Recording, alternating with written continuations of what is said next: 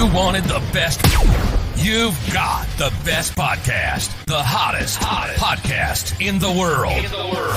The Chris Voss Show, the preeminent podcast with guests so smart you may experience serious brain bleed. The CEOs, authors, thought leaders, visionaries, and motivators.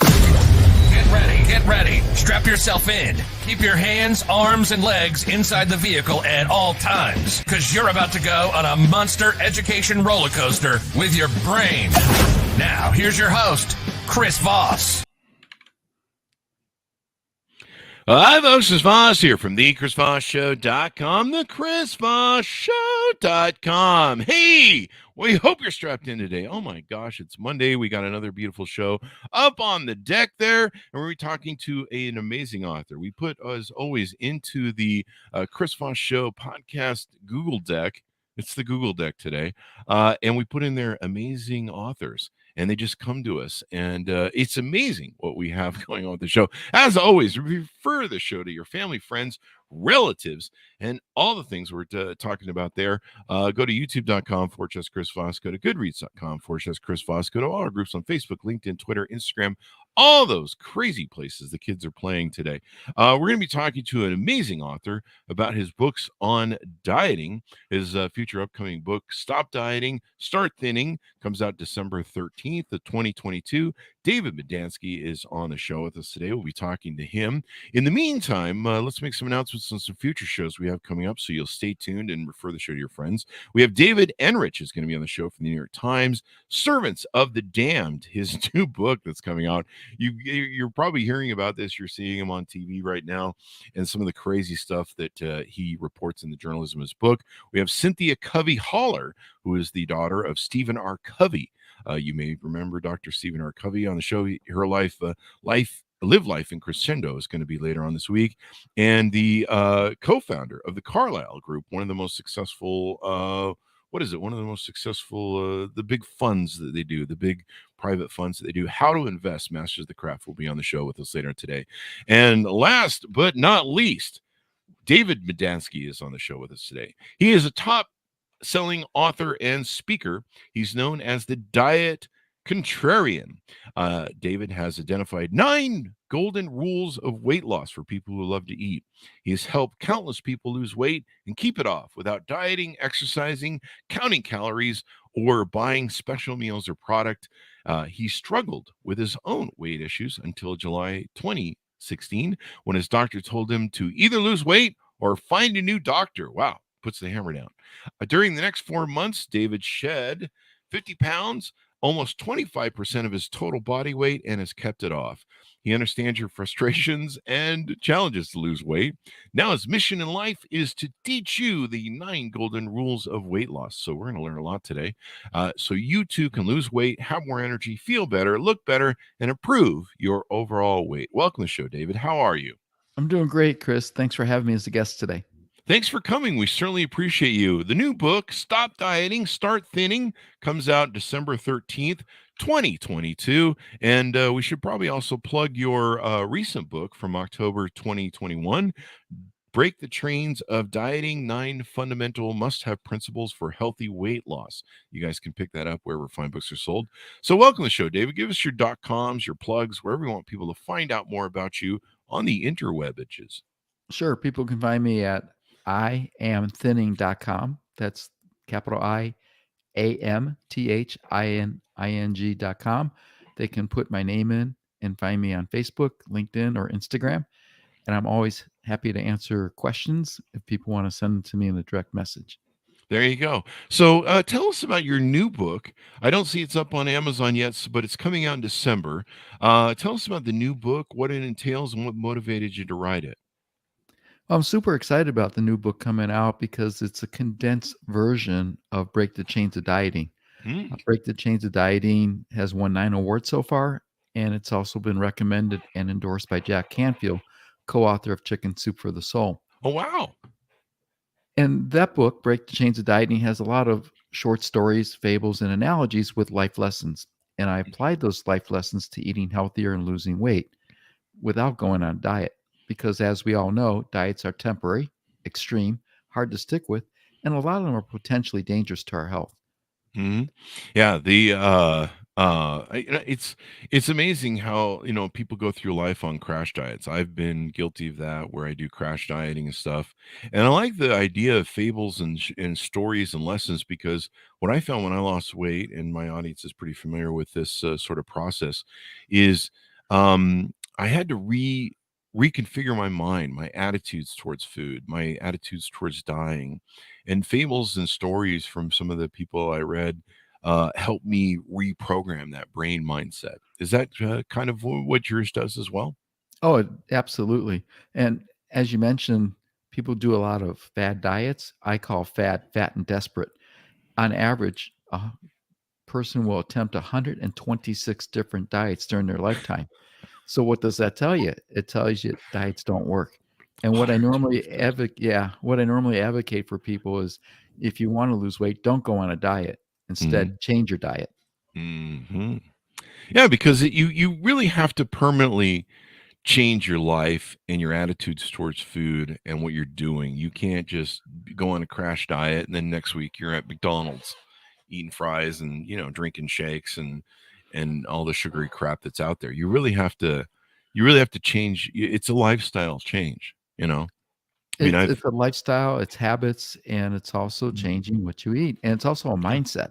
There you go. There you go. You have to change what's going on in your brain, your attitudes towards food.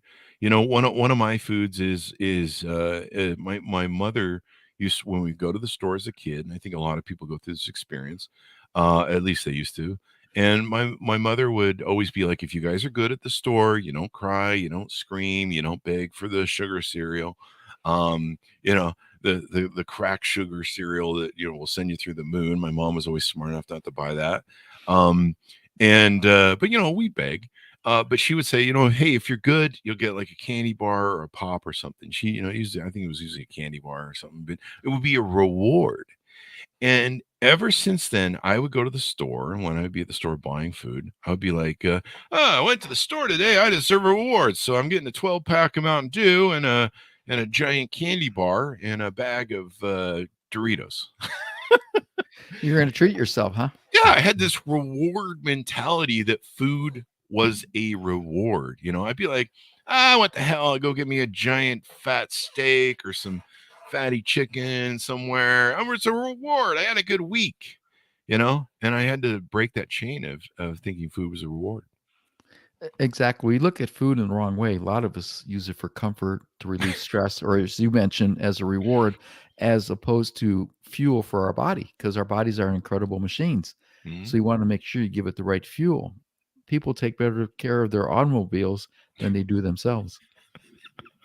That's a great analogy. People really do. They take care of everything. They like you go to their home, it's spick and span. If they're clean people, they want to make it look good. They take their car and get it. And meanwhile, they'll just shove whatever poison, into their food, into their mouth. I had to realize that a lot of food we eat, especially if it's like fast food or if it's, some of this garbage food, there's not a lot of nutrients in it. It's that's why you're kind of still hungry after. Well, it's made with chemicals. A lot of the food is highly processed or manufactured.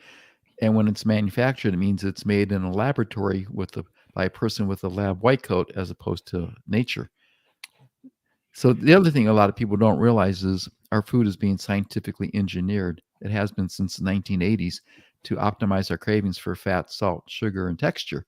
So what it does, it creates an addiction.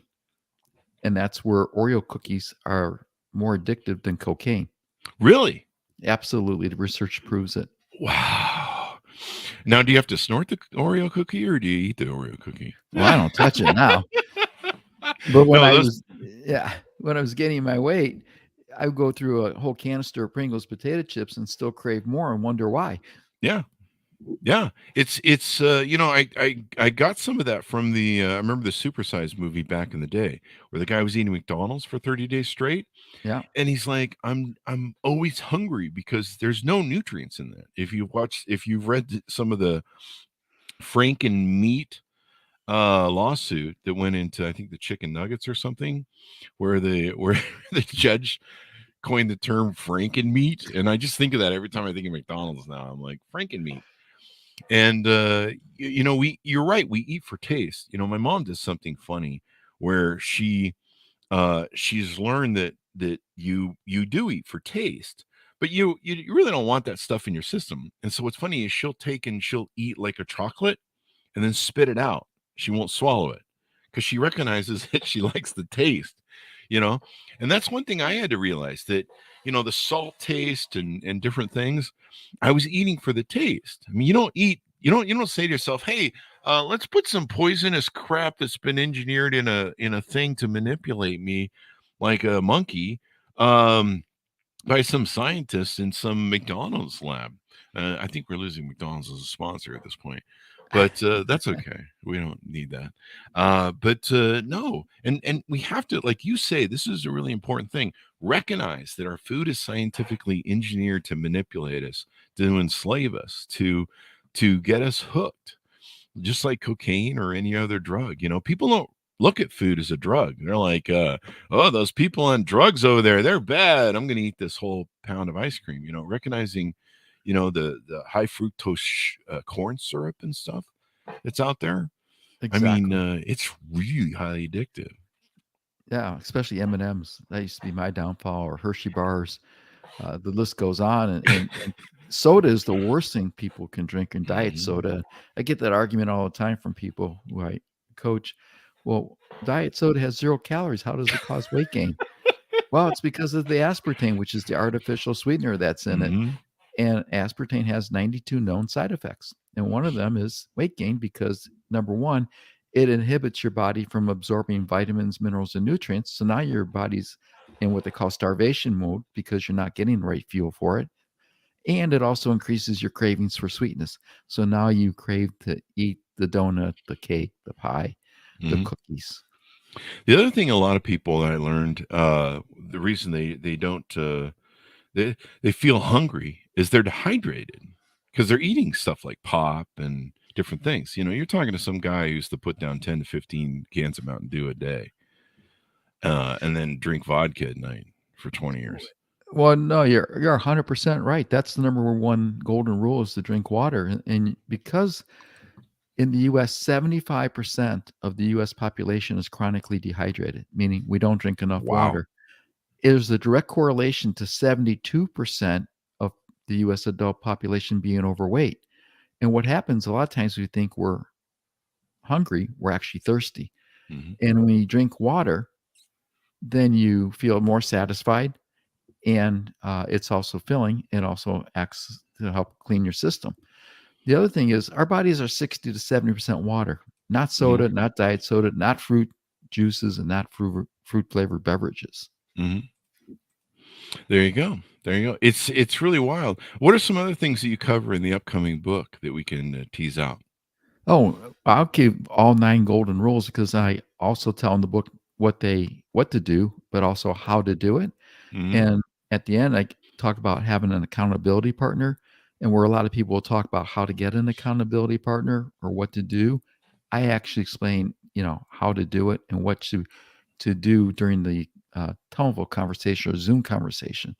So everything is there for everybody. But the 9 golden rules is: drink water, avoid processed or manufactured foods, eat whole foods, which I call real foods, eat small portions, eat slow, get sleep, give your system time to digest, which is the intermittent fasting, think positive, have physical activity. I advocate walking, because if you're upright and can move forward, you can walk.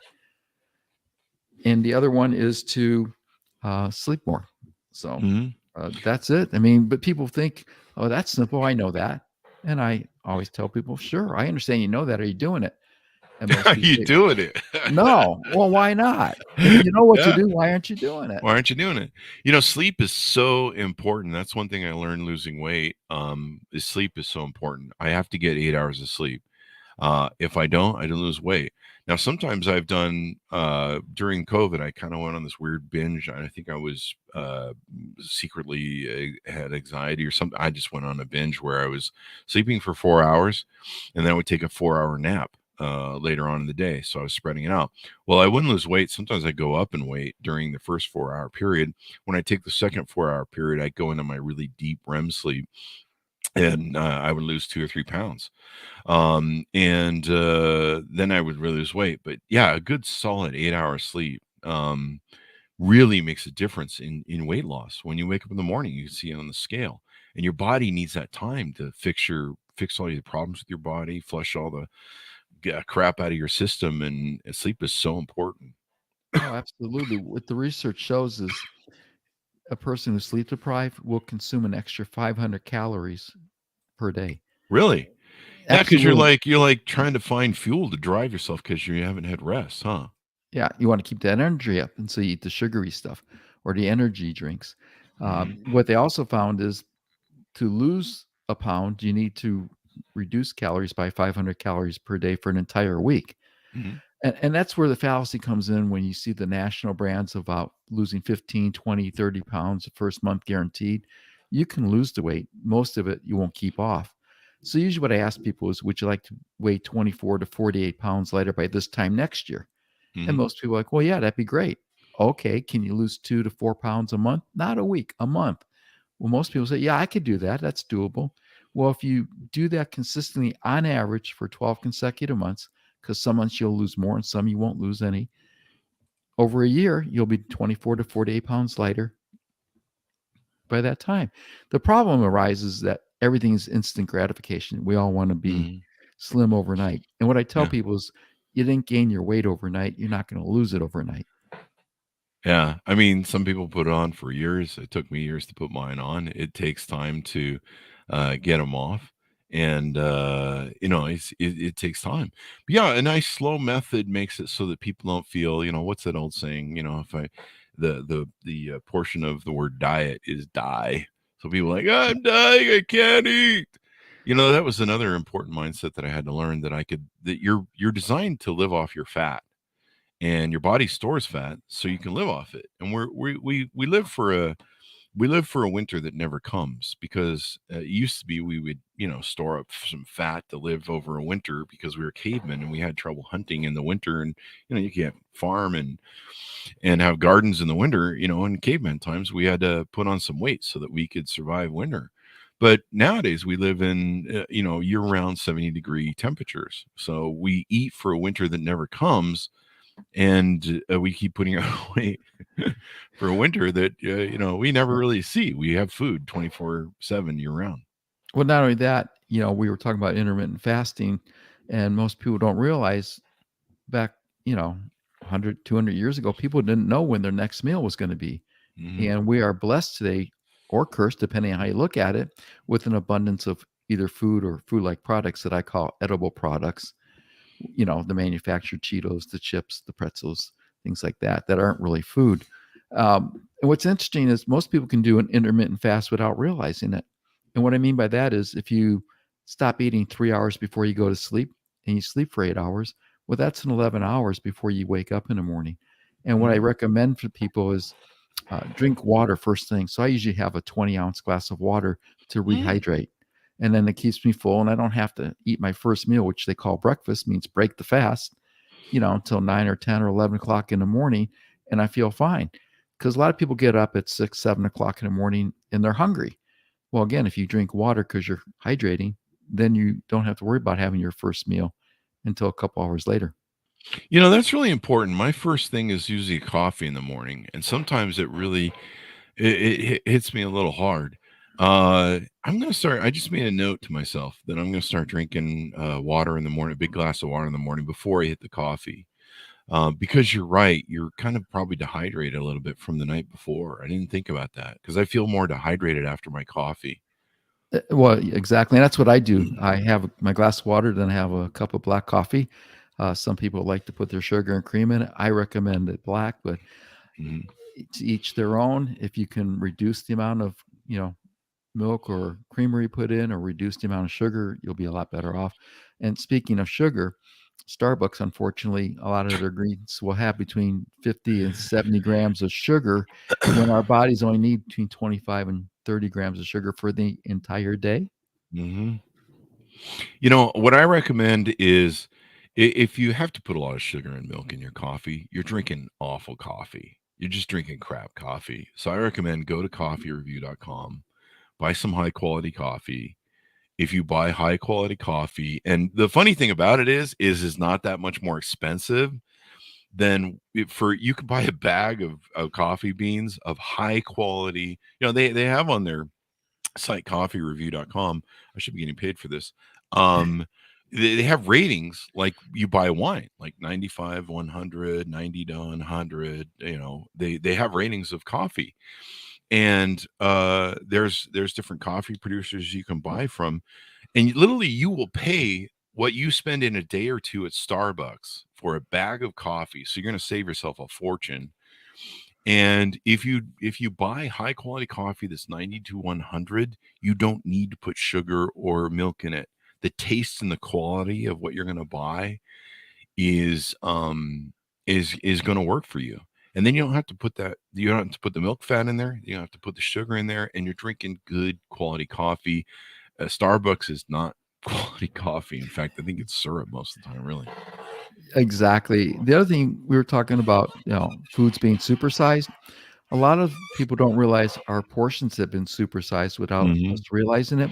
And the reason I say that is in the 1900s, the average size dinner plate was 9 inches in diameter. Holy crap. Today, it's 12 inches.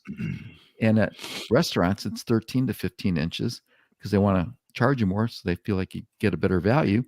Yet in Europe, a dinner size plate is still 9 inches in diameter. So if you put the exact same amount of food on a salad plate as a dinner size plate, on the salad plate, it looks like you're getting a lot more. On a dinner size plate, it looks like you're getting a lot less, which is why people tend to overeat. And they call it the Delboa illusion. The Delboa illusion? Do I have that pronounced right? Yeah. That makes sense. The studies have shown that people can come here from Europe and they can kind of eat the same foods, but they'll gain weight because of our portion. Like I have my friends in Europe all the time. They're like, I'll post something from my food and they're like, Jesus, you guys eat a lot of food. That's like a giant portion over here, man. It's like jumbo portion. Yeah, exactly. So I use a salad plate now instead of a dinner size plate. I like that. I might start doing that because I'm really bad at, even with my salads, I probably throw too much in there. And there's probably too much dressing and there's too much. I throw a lot of stuff into my salads. I've learned I eat a salad a day, and I've learned to make good salads. Some of what you're talking about, I guess, is in your prior book. Do we want to plug or tease anything out in the prior book, Break the Chains of Dieting? Sure. One of the stories I talk about is the pot roast story, and I'm sure you're familiar with it. And for the audience, just in case they're not, there's a young lady who's hosting a dinner party, and she makes a pot roast. And one of the guests says, "Oh, this is delicious. Can I get the recipe?" And the hostess says, "Of course." She writes it down. The guest looks at it, says, "Well, why do you cut the ends of your pot roast off before you cook it?" And the host says, "I don't know. That's how my mom taught me." So she calls her mom the next day and says, "Mom, why do we cut the ends of the pot roast off before we cook it?" And her mom says, "I don't know. That's how your grandmother taught me. Call your grandmother." So she calls her grandmother, and grandma thinks for a minute and says, "Oh, because when I was first married, the pot I had was too small, so I had to cut the ends off of the pot roast to make it fit." So the moral of that story is we eat a certain way or eat certain things because that's how we're taught to eat. So you have to think about why you're eating a certain way or a certain time or a certain thing to figure out, do you really want to keep doing it that way? Yeah. It's interesting how much we learn our food habits from our parents and our eating habits from our parents. Like I've noticed that, fat people have fat kids. I'm not shaming anybody. And really, as far as I'm concerned, people should be, hey, you're eating way too much. We need to be still doing that in society. I'm not sure shaming is the right word, but we still need to have people going, hey, you need to back off the foods. I wish somebody had to kick me in the head a few more times over the years, instead of going, "Oh, you're fine. We love you the way you are, Chris." No, don't. Please. Well, no, you're right. I was fortunate. My doctor told me, I was 61 at the time. He says, "Dude, based on your lab results and being overweight, you got a 95% chance for a fatal heart attack." He goes, "You got two options, lose weight or find a new doctor." He goes, "Because I don't want you dying on my watch." And he strongly encouraged that I find a new doctor because he'd been after me for 8 years to Mhm. lose the weight. And I hadn't done anything. Like most people, I procrastinated. Wow. I'll wait till after the holidays, after, the vacation, after we go to a restaurant with our favorite friends, little things like that. We all make excuses. Mhm. So the light bulb went off and I took action. I lost 50 pounds, 25% of my total body weight, and I kept it off. And then just recently, this June, I was 67 and I hiked Kilimanjaro. So I was real Oh, proud of wow. that. Wow. That is awesome, man. Hiking Kilimanjaro, man. How old? 67. Damn. I'm 54, so now I feel like a boob. I need to catch up if I'm going to go hiking for that long. What are some other things we can tease out in the book to get the people to pick that up? Well, another story, talk about the airplane where if you fly from New York to Los Angeles or Las Vegas, no, Los Angeles or vice versa, and you're off 1 degree, you'd be off 150 miles. Mhm. And most of the planes today are autopilot. And so the plane's always correcting about 90 to 95% of the time. So what Mhm. I tell people is when you're attempting to lose weight and you're changing your eating habits, lifestyle, and diet, don't be upset if you're not perfect. You want Yeah. to think positive. So keep adjusting. If you have a bad day and you cheat, next day start over again. Yeah. Just don't make it a habit of starting over every day. The whole thing is just keep correcting your course on your weight loss journey as autopilot does for an airplane. And then you'll get there. What do you think about cheat days? I have these people that they're like, I cheat once a week, or I have a cheat day once a week where, I go out and we pig out and eat whatever we want. And I'm just like, damn, that's too hard for me. Like if I go out, a cheat day ends up being 2 or 3 days. Because you're like, still on your cheat day, and what the hell? Well, I'm not in favor of a cheat day. What I am in favor is not being a food purist. I'm not a purist by any stretch of the imagination. Mhm. If I'll have a piece of pumpkin pie or pecan pie during the holidays, I like chocolate cake. What I do instead of eating the whole slice at one time, I break, I'll have it over 3 or 4 days. So I eat Oh, smaller there you go. portions. There So you I get go. a little taste. So I don't deprive myself. I just don't make it a habit. I don't make it a routine. When you have a cheat day every week, then you look forward to indulging when you don't really need to. But if you're out on a special occasion, you want to have the ice cream, go ahead and have the ice cream. If you want to have a glass of wine, have a glass of wine. Just don't beat yourself up over it. Normally, what I tell people is if you're really committed to reducing the weight and keeping it off, Mhm. first lose the weight because it's easier to lose it than it is to, and then, indulge than it is to indulge as you're attempting to lose it. Mhm. Yeah, that's definitely true. Anything else you want to tease out on the book before we go out? Well, yeah. What's of concern to me is that 80% of the population above age 50, the 50 plus generation, are either type 2 diabetics or pre diabetics. Mhm. 96 million Americans are pre diabetic. It's about 1 in 3 Americans, and 8 out of 10 of those don't even realize it. Yeah. And it's getting worse. And that's because of the food we're consuming, because it's poison. We don't realize it all at one time, and it Mhm. builds up over time. And if you're a pre-diabetic, what it means is if you do not change your eating habits and lifestyle, you'll be a full-blown type 2 diabetic within 7 years. And type 2 diabetes is not only preventable, it's reversible. And so you can improve and not have to worry about it. And that's getting to be alarming with the population, aging as we are, especially my age group, where they're having all these illnesses that are preventable. Yeah, a lot of people are being diabetic, and a lot of my friends that were told they were borderline diabetic or going down diabetic, and their doctors gave them a kick in the butt. They changed their diet, they lost the weight, they got better. It is kind of reversible in certain cases, and you just don't want to end up. The older I get, the more it seems like my system slows down. And so, it's hard to lose weight when you get older. When I was young, man, I just, I'd go on a long diet and lose weight and it just burn off. But now the older I get, the harder it seems to be to come off. No, I agree with you. When I was younger in college, I was eating a pound bag of M&Ms, having pizza and ice cream, never gained a pound. However, I was running, 4 to 5 miles a day, and I was playing, sports in college and burning it off. Now I just look at the food and I gain the weight. Yeah, that's pretty, or think about it. Yeah, most definitely. So let's see. Give us your plugs so people can find you on the interwebs and learn more about you. Sure. They can go to amthinning.com and they can find me on Facebook, LinkedIn, or Instagram. It's my first and last name. David, last name is Medansky, Medansky, like 3 words, me, Dan, and Sky. Just make it sound Polish. There you go. There you go. Well, thank you very much, Dave, for being on the show. We really appreciate it. Thank you very much for being on the show, David. We really appreciate it. David, Thank can you you hear so me? much, Chris. There you go. There you go. And thanks to my audience for tuning in. Chris. Be sure to thank you.